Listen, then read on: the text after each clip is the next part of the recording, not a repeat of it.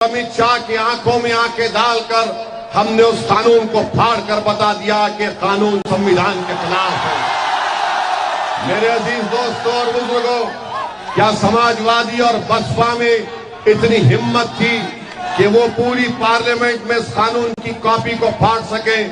नहीं फाड़ सके और दावा करते हैं बड़ी बड़ी मोहब्बत का समाजवादी पार्टी के लोग। यही समाजवादी पार्टी का मुख्यमंत्री था अखिलेश।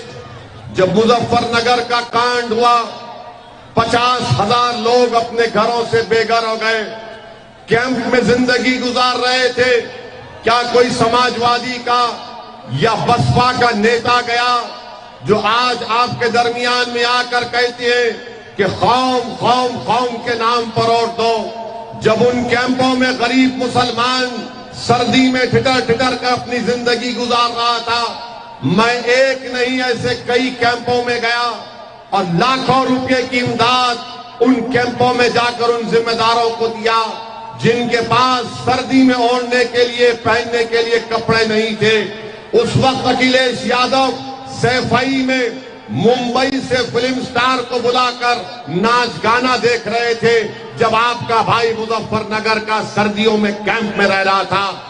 बताओ, जो आज समाजवादी पार्टी को वोट देने की बात कर रहे हैं। मेरे भाई, मेरे दोस्तों, मेरे बुजुर्गों, मैं थाली मारने के लिए नहीं कह रहा हूं आपसे, या नारा लगाने के लिए मैं उम्मीद नहीं कर रहा हूं कि आप बोलेंगे। मैं आपको एक पैगाम दे रहा हूं कि समाजवादी पार्टी ने जब सत्ता में अखिलेश मुख्यमंत्री थे, सैफई में नाच गाना हो रहा था और मुजफ्फरनगर के 50,000 मजलूम लोग सर्दियों में अपनी कैंप में जिंदगी गुजार रहे थे। कहां थे अखिलेश यादव और कहां थे इन विधानसभाओं में लोग आकर जो कह रहे सरकार बदलना है, मुसलमानों एक हो जाओ, कौम कौम की बात करने वालों, क्या तुम्हारा जमीर मर चुका है? क्या तुमको याद नहीं आई जब तकलीफ उन बच्चियों की जो तुम्हारी बेटियां भी हो सकती थी, जिनका बलात्कार किया गया? इबादत गाहों को आज भी वीरान करके रख दिया गया।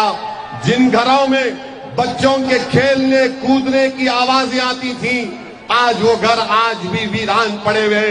पूछो इन लोगों से। बल्कि आज अगर अखिलेश आ रहे हैं, मैं अखिलेश को चैलेंज कर रहा हूं, बताओ अखिलेश, क्या मुजफ्फरनगर का कांड में तुमने इंसाफ किया? नहीं किया तुमने इंसाफ। मेरे अजीज दोस्तों और बुजुर्गों, हम आपको एक और मिसाल दे रहे हैं।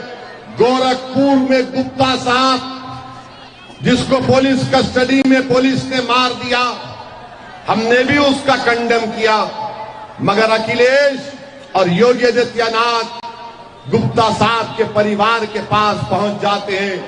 योगी 50 लाख का चेक देते हैं, अखिलेश यादव 21 लाख का चेक देते हैं।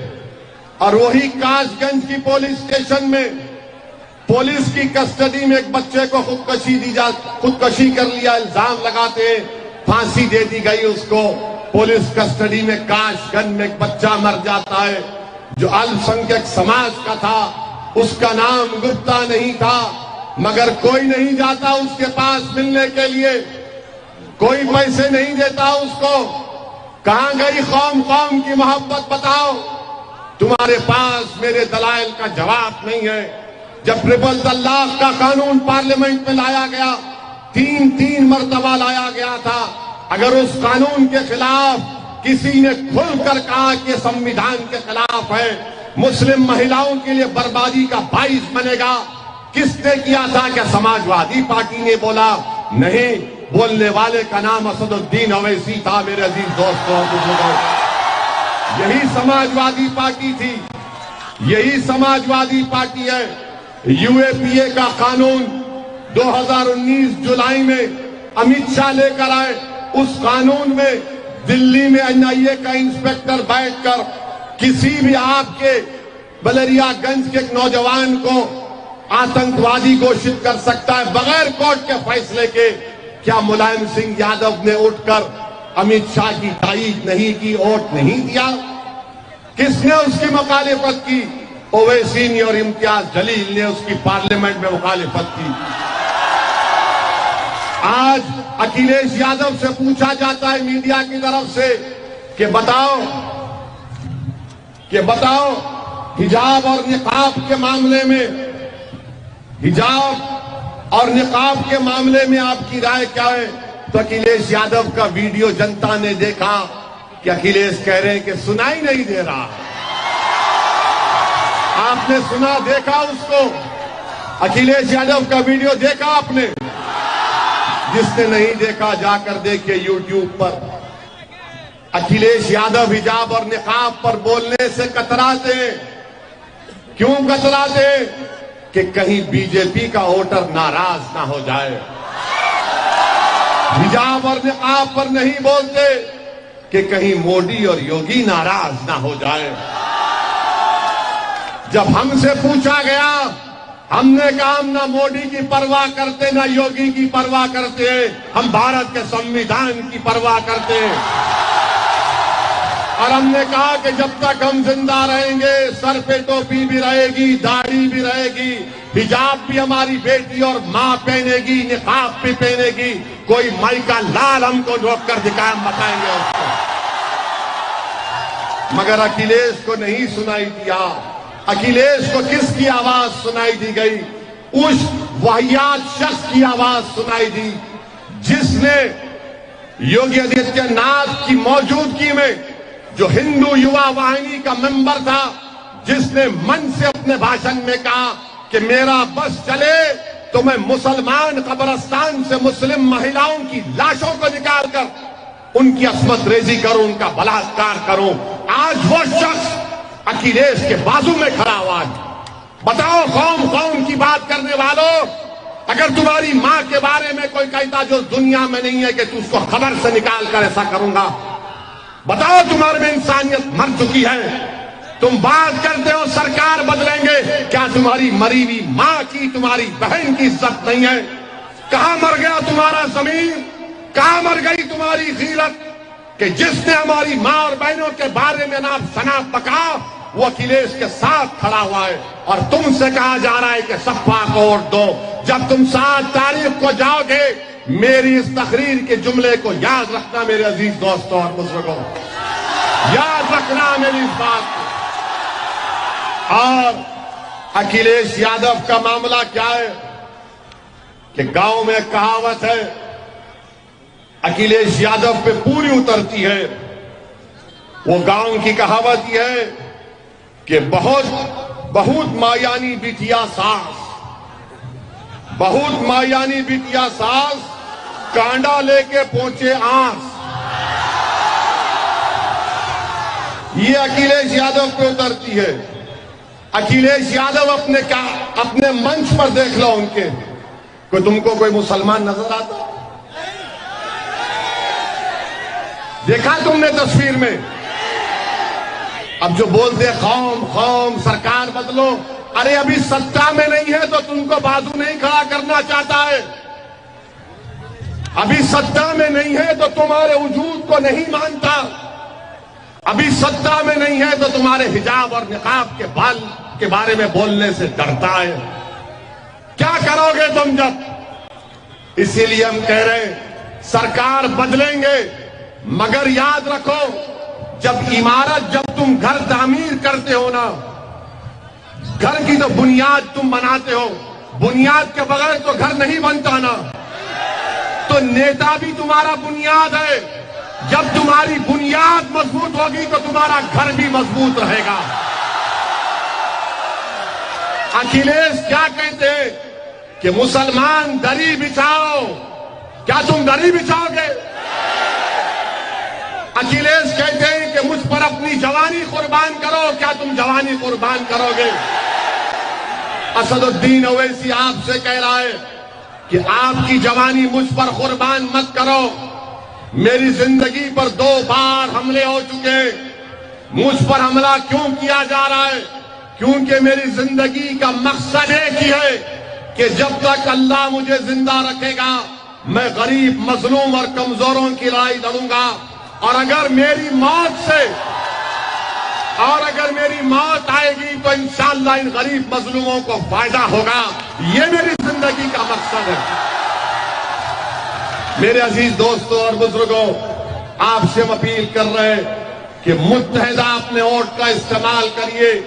कोई लोग बोलेंगे कि ओवैसी तुम उत्तर प्रदेश को आकर ज्ञान बांट रहे हो, बताओ तुमने हैदराबाद में क्या किया। मुलायम सिंह यादव आजमगढ़ के सांसद थे। अब अखिलेश यादव हैं, इनसे पूछो तुमने कौन सा ऐसा 5 काम गिना दो मुलायम सिंह और अखिलेश यादव जो तुमने बहैसियत सांसद आजमगढ़ की जनता के लिए किया। 5 काम गिना दो। 5 काम नहीं गिना सकते, मगर आपसे कह रहे हैं कि आंख बंद करके वोट दे दे, आंख बंद करके वोट दे दे। मेरे अजीज दोस्तों और बुजुर्गों, हम हैदराबाद की पार्लियामेंट सीट से 4 मरतबा हैदराबाद की अवाम ने हमको कामयाब किया। अल्लाह के फजलो करम से हम उनको सलाम करते हैं, शुक्रिया अदा करते हैं। हमने क्या काम किया आपको बताते हैं। हमने अपने एमपी के फंड से सिर्फ एक विधानसभा की मिसाल दे रहे हैं। हमने 10 करोड़ की लागत से बच्चियों के लिए एक जूनियर और डिग्री कॉलेज बनाया। उस विधानसभा का नाम कारवान है, उस मुकाम का नाम गोलकुंडा है। उसमें बच्चियां पढ़ती हैं, कोई हिजाब पहनकर पढ़ती है, कोई बगैर हिजाब पहन के 100 से तकरीबन 500-600 बच्चियां रोज आती हैं, पढ़ती हैं वहां पर। ये काम हमने किया। कोई पूछेगा चलो तुमने शिक्षा में किया, तुमने क्या ड्रेनेज की लाइन का काम किया। उसी विधानसभा में आप देखेंगे आज से 15-20 दिन के बाद 280 करोड़ की लागत से एक नई ड्रेनेज की लाइन डाली जाएगी पूरे विधानसभा में, खाली एक विधानसभा में। ये काम हमने किया एक विधानसभा की। लोग बोलेंगे ठीक है तुम्हारी पार्टी ने क्या किया, हमारी पार्टी ने क्या किया, हम बताते हैं आपको। हर साल हम लोग, जो तेलंगाना प्रदेश से मैं आता हूं, वहां पर जो उर्दू के गवर्नमेंट के स्कूल हैं, सरकारी स्कूलों में हम लोग हर साल 10,000 गरीब बच्चों में स्कूल का बैग बांटते हैं। सुनिए, स्कूल के बैग में 6 लॉन्ग बुक, एक कंपास बॉक्स वो देते हैं बच्चे और बच्चियों को। और जो 10वीं जमात के बच्चे और बच्चियां रहते, उनकी इम्तिहान की फीस हम अदा करते हैं। फिर 10वीं जमात में पूरे ऑल इन वन एक गाइड देते, 2000 गाइड हर साल देते हैं फ्री में। और अगर कोई बच्चा और बच्ची 80-90% लाते तो एक को 7-7 हजार 5-5 हजार रुपये कैश अवार्ड देते। ये मजलिस इत्तेहादुल मुस्लिमीन करती है। पूछो अखिलेश से क्या तुमने क्या किया। ये मुख्यमंत्री भी थे ना, ये मुख्यमंत्री थे तो इनके पिताजी सांसद थे। क्या किया तुमने आजमगढ़ के लिए बताओ। इसलिए नहीं करते क्योंकि इनको मालूम आपको डराओ बीजेपी से, आप बीजेपी के डर से वोट दे देंगे। इनको मालूम, डराओ इनको। मेरे भाई, हम आपको बता रहे कि ये काम मजलिस ने किया। अच्छा, हमारा कोई 7 विधायक तेलंगाना में, कोई मंत्री नहीं है, कोई मंत्री नहीं है। हमने वहां की सरकार मुख्यमंत्री से जाकर मिला आज से 6 साल पहले। उनसे कहा कि मुसलमानों की तालीम के लिए करिए। हमारा मुख्यमंत्री चंद्रशेखर राव अखिलेश यादव की तरह बेवफा नहीं है।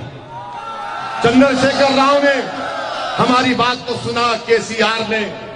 आज जाकर देखो आप, मैं आपको दिखाऊंगा हैदराबाद, कभी आइए हमारे मेहमान बनिए। हमने हैदराबाद बल्कि तेलंगाना में हमने रेजिडेंशियल स्कूल बनाए। गवर्नमेंट की सरकार चलाती है, 1 पैसा फीस नहीं। 6ठी जमात से 12वीं जमात तक फ्री में तालीम, खाना फ्री में, बच्चियों का स्कूल अलग, उनका हॉस्टल अलग, लड़कों का स्कूल अलग, हॉस्टल अलग। कितने बच्चे पढ़ते मालूम आपको उसमें? मुसलमान बच्चे और बच्चियां 85 हजार पढ़ते हैं, 85 हजार पढ़ते हैं। पूछो इन लोगों से क्या किया आपके लिए, जो जाकर कह रहे हैं कौम के नाम पर वोट दो, सरकार को हटाना है, इनको भगाना है। अरे तुम क्या, हम क्या वोट वोट डालने वाली मशीन है कि हमको शिक्षा की जरूरत नहीं है,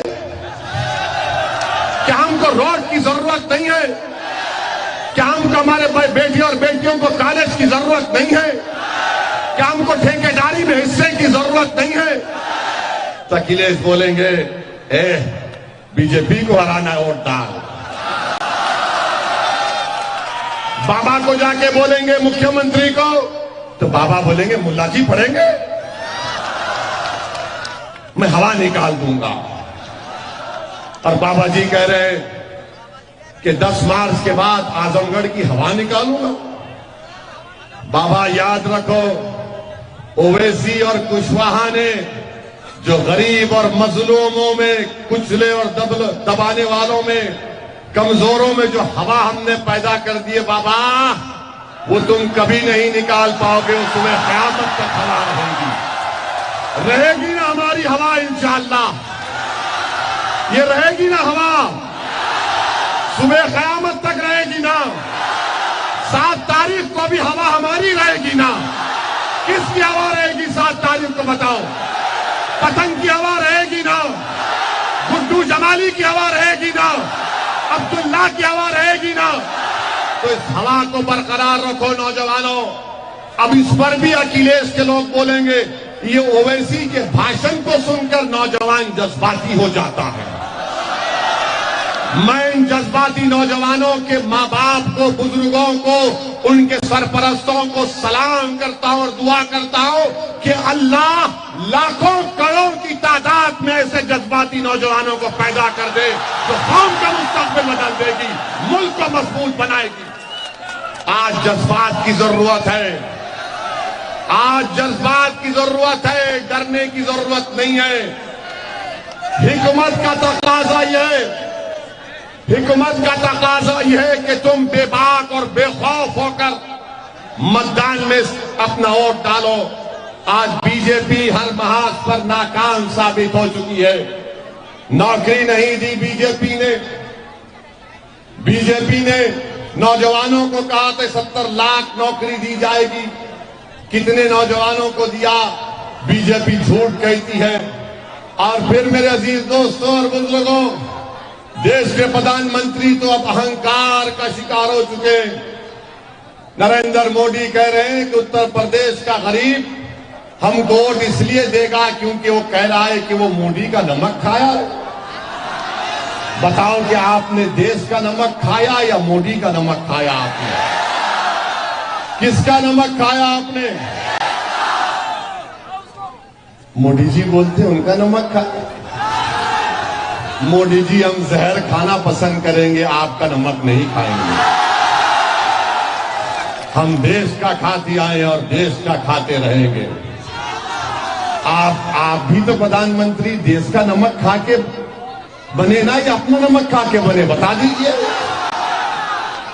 मेरे अजीज दोस्तों। और फिर बीजेपी बोलती कि हमने राशन दिया, 600 रुपए का राशन तो जरूर दिया। मोदी जी ने गरीब महिला को राशन देने की बात करते हैं, मगर उसी महिला से कहते माता जी ये राशन लीजिए और 1000 का गैस का सिलेंडर खरीद लीजिए। कहां से गरीब लाएगा? पेट्रोल डीजल की कीमतें आसमान को छू रही हैं। और एक बात याद रखना, 7 तारीख की रात में, 7 तारीख की रात में या 10 तारीख की सुबह में आप देखेंगे पेट्रोल डीजल की कीमतों में इजाफा हो जाएगा। ये कर देंगे कीमतों में इजाफा। बोलेंगे यूक्रेन में ऐसा हुआ, खुद भी लंबी लंबी छोड़ देते, बहाना बना देते कि ऐसा हुआ, होना ऐसा हुआ। और ये बेचारे भक्त, बीजेपी के भक्त, नहीं नहीं नहीं मोदी जी ने सही किया। अबे तेरी गाड़ी में पेट्रोल क्या मोदी डला रहा है या गरीब अपने पैसे से डला रहा है? मेरे अजीज दोस्तों और बुजुर्गों, बीजेपी हर महाज पर नाकाम साबित हुई है।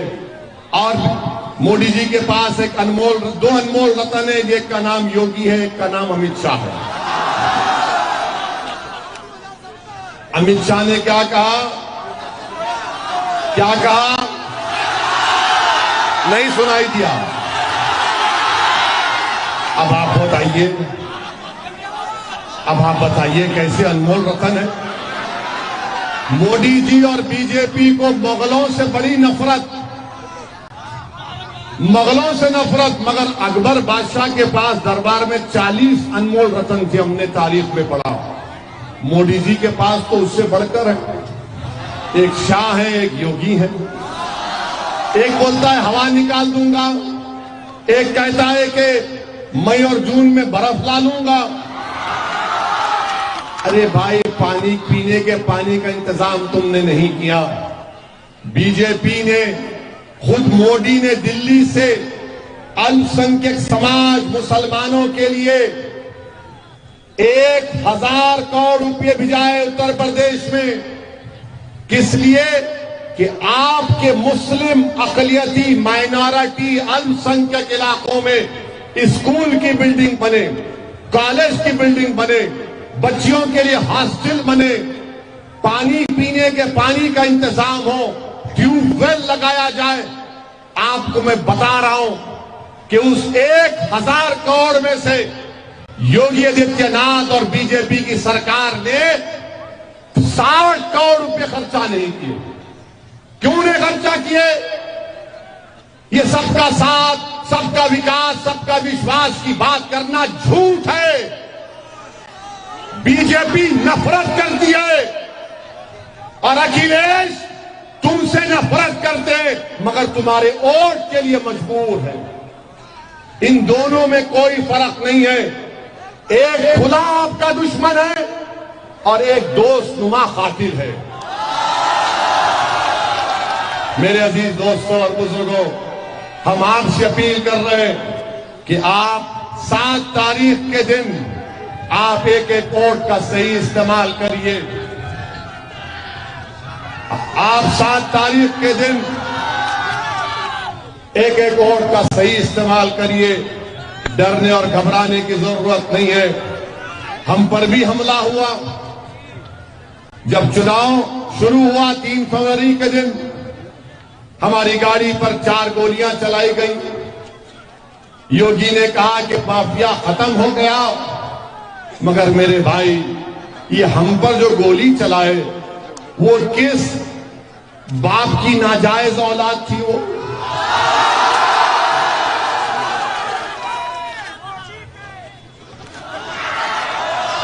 तो हम नहीं कह रहे, आप समझ गए। मगर वो कहां के क्रिमिनल थे? गोली चला दी हम पर। मगर मेरे भाई, लोग बोलते ओवैसी किसी मजहब के खिलाफ है। जब किसी पर गोलियां चलाई गई तो हमने पार्लियामेंट में किसी समाज के बारे में बोला? किसी के बारे में बोला हमने ये पूछा कि इनको कट्टरपंथी कौन बनाया? कौन इनके हाथ में बंदूक को थाम दिया? कौन इनके दिलों से संविधान की इज्जत को खत्म कर दिया? ये कौन है वो लोग जो बैलेट पर नहीं गोली पर भरोसा रखते हैं? और हम आपको बता रहे हैं कि उस वक्त से आज तक हम पर बहुत दबाव पड़ा। हमारे घर वाले, हमारे दोस्त, हमारे खानदान के लोगों ने कहा कि तुम्हारी जान को खतरा है। हमने कहा कि जान अगर है तो अल्लाह हिफाजत करेगा, और जिस दिन अल्लाह फैसला कर लेगा जाना है, हम चले जाएंगे। मगर हम उन जालिमों को, उन बुज़दिलों को पैगाम दे रहे हैं कि तुम 4 गोलियां चलाए, आइंदा 40 चलाओ, 1 लाख चलाओ। अगर अल्लाह बचाना चाहेगा तो अल्लाह बचाएगा हमको। हमको परवाह नहीं हमारी जिंदगी की। अल्लाह हमारे लिए काफी है। हम यहां तक पहुंच चुके हैं, जिंदगी का सफर यहां तक आ चुका है। ये अल्लाह का करम है। अब हम पीछे नहीं मुड़ेंगे, पीठ नहीं दिखाएंगे। इनकी गोलियों के डर से पीठ नहीं दिखाएंगे। हम सीना दिखाते आए हैं। हम हमेशा सामने थे, इंशाअल्लाह सामने रहेंगे। हम तो इन जालिमों से कहेंगे कि तू तीर आजमा, हम जिगर आजमाएंगे इंशाअल्लाह। आपसे हम एक ही दुआ करते हैं कि हम यहां पर दौलत कमाने नहीं आए उत्तर प्रदेश को, ना हमारा मकसद है, बल्कि मैं यहां पर उत्तर प्रदेश को इस चुनाव में 200 रुपये कमा कर जा रहा हूं। वो क्या है 200 रुपये? हम जब संभल में थे तो नमाज असर पढ़ के मस्जिद से निकले। एक अपाहिज गरीब था, साइकिल पर था, उसके अपाहिज था। उसने कहा वैसे इधर आओ। हम उसके पास गए, हमको 200 रुपये दिए। हमने कहा ये हमको मत दीजिए, आप रखिए अपने पास। तो उसने कहा रख ले, रख ले, हम तुझको इसलिए दे रहे हैं कि तू हमारा नेता बन चुका है। मैं उस गरीब को सलाम करता हूं। बस मैं आपके दिल में जगह चाहना चाहता हूं। मुझे तुम्हारी दौलत से मतलब नहीं है, मुझे कुछ नहीं चाहिए। अपने दिल में एक जगह दे दो, थोड़ी सी जगह दे दो। मैं तुम्हारा दीवाना था हूं और रहूंगा इंशाअल्लाह ताला। जब तक जिंदा रहूंगा आता रहूंगा, तुम्हारी लड़ाई लड़ता रहूंगा। तुमको वादा करके जा रहा हूं। बस आपसे एक ही अपील है कि अपने नेता को बनाओ, हिस्सेदारी को हासिल करो। याद रखो, अपनी बुनियाद को मजबूत करो। तुम्हारी बुनियाद तुम्हारा नेता है मेरे भाई। तुम्हारी बुनियाद अखिलेश नहीं है, तुम्हारी बुनियाद कोई और नेता नहीं है। तुम नेता बनो। क्या तुम अखिलेश से कम हो? बताओ हमको। क्या गुड्डू जमाली कम है अखिलेश से? क्या अखिलेश और गुड्डू जमाली बराबर नहीं है? जब बराबर है तो और डालो पतंग के निशान पर। और अगर कभी दिल में डर आए तो उस बच्ची को याद करो, कर्नाटका के जब बलवाइयों ने उसको घेर लिया तो उसने कहा कि जब मैं डरती हूं तो नारा लगाती हूं। क्या नारा लगाया उस बच्ची ने? जरा पीछे रहने वाले भी नारा लगाओ, जोर से लगाओ, झूम कर लगाओ। ऐसा नारा लगाओ कि योगी और मोदी को मालूम हो जाए। ऐसी ताकत से लगाओ कि अखिलेश के कान तक पहुंच जाए। इस नारे को बरकरार रखो। क्या 7 तारीख के दिन आप तमाम लोग पतंग के निशान पर बटन दबाएंगे? हमारी बात को सब अपने घर तक पहुंचाएंगे? मेरा सलाम भी पहुंचाना अपनी इज्जतदार मां और बहनों को, और कहना कि उनका बेटा आया था, उनसे दुआ की अपील करके गया है। तो इंशाअल्लाह अल्लाह आपको सलामत रखे। गुड्डू जमाली को और तमाम प्रत्याशी को अपना विधायक बनाकर अपनी आवाज